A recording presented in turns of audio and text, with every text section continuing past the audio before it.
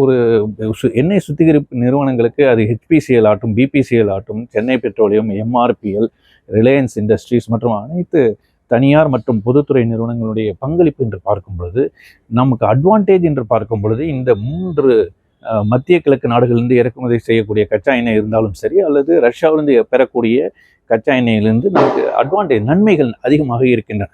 So அரசாங்கம் நம்முடைய உள்நாட்டினுடைய நலம் கருதி இதனுடைய ரஷ்யாவினுடைய கச்சா எண்ணெய் பெரும்பகுதி வாங்குவதற்கு முனைப்பு காட்டுகின்றன.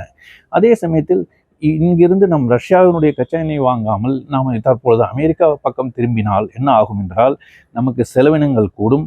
அதே சமயத்தில் பணவீக்கமானது அதிகரிப்பதற்கான வாய்ப்புகளும் இருக்கின்றன.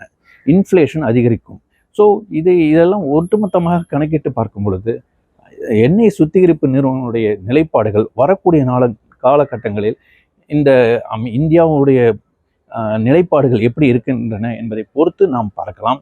இந்த நிலைப்பாடுகளை இப்போதைக்கு பார்க்கும் பொழுது இவருடைய ஜிஆர்எம் ஆனது மிகவும் அதிகரித்து காணப்படுவதற்கான வாய்ப்புகள் இருக்கின்றன.